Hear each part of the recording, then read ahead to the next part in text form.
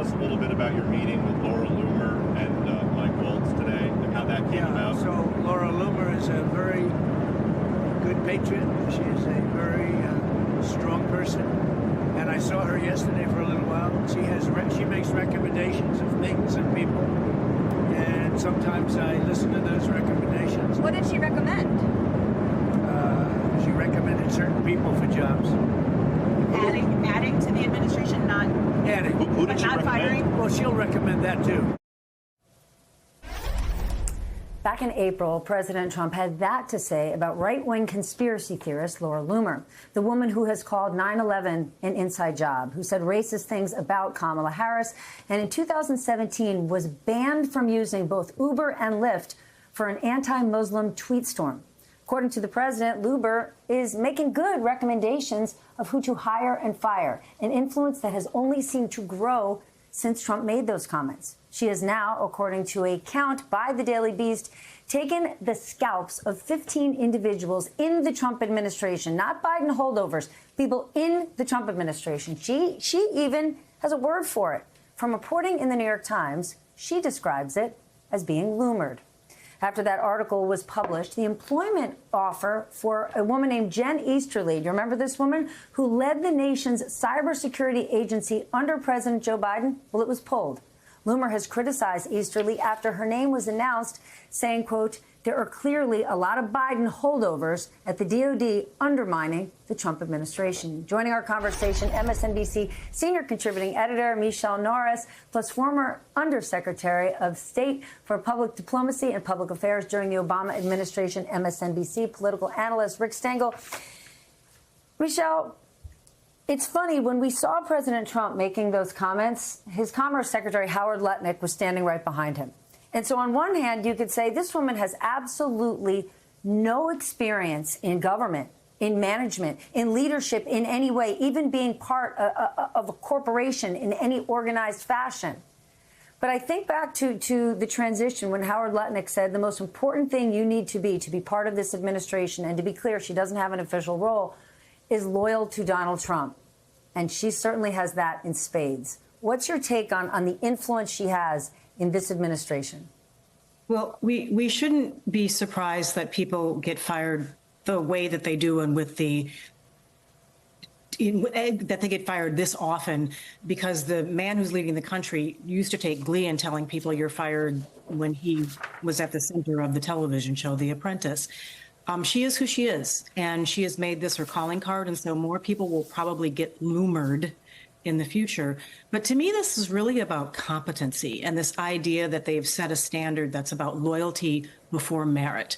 We've heard a lot about so-called DEI hires. They have introduced a standard of LBM hires, people who are in their jobs principally because they are loyal to Donald Trump. And I just, don't know that this is a standard that would work anywhere else. And the American public has to decide if this is something that is acceptable. Would this be acceptable in the hospital where you're going to get treated for cancer, or delivering a baby, in the school where your kids are taught, in the place where people are making decisions about your financial well-being, because all your savings are there?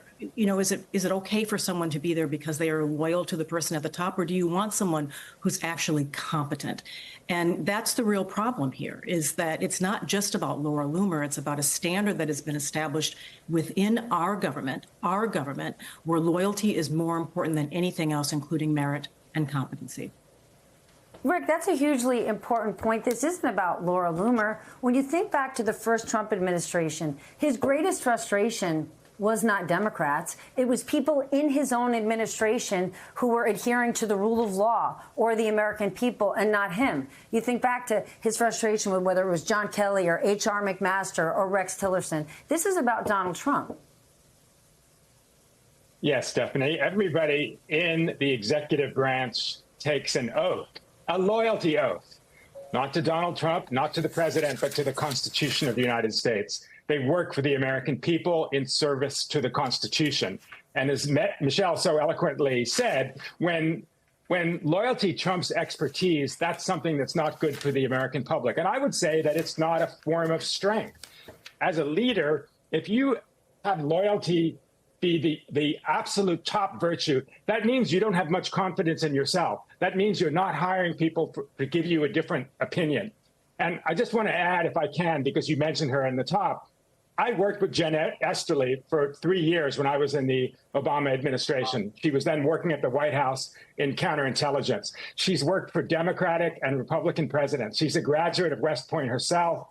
She is a Rhodes Scholar. She served in Iraq and Afghanistan in cybersecurity and intelligence. She's one of the most competent people in the world at this. And the idea that she shouldn't be a professor at West Point because she worked for 4 years in the Biden administration, that's a sad day. That's a sad day when the commander of West Point responds to the head of the Army by firing someone who's absolutely competent, who has stood up for decades for the values of West Point. You know, in the New York Times reporting on Loomer, they discussed how one of the ways she comes up with her conclusions is she gets tips on her website, many of them anonymous tips, where she gets information about administration officials. This is the vetting process our White House is relying on. Laura Loomer is saying, tell me what you want to tell me about these people from anyone. And she then funnels that to the president. This is how our White House is operating? Michelle? Is that for me? Well, sorry. Okay. I wasn't sure who should jump in there, but, you know, I will say that times when the government does create tip lines, you know, for people to do exactly that, to call in the name of transparency and to create some sort of engagement with the public. This is not an example of that.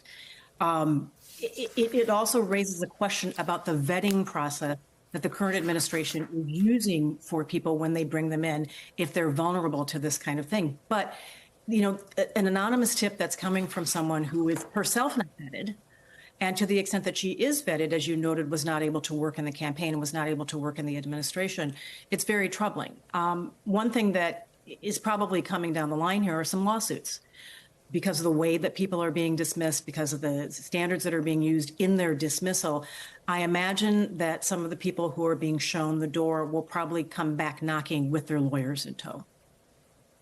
Wow. All right, slightly new topic. Yesterday, we saw the Senate narrowly confirm Joe Kent. This is Trump's pick to be the director of National Counterterrorism Center. I want to share Kent during his confirmation hearing. Watch this. Do you believe that the violence on January 6th was intentionally organized or directed? Still under investigation. We're looking into whether elements of the government could have enhanced the criminal acuity of some of the rioters that day.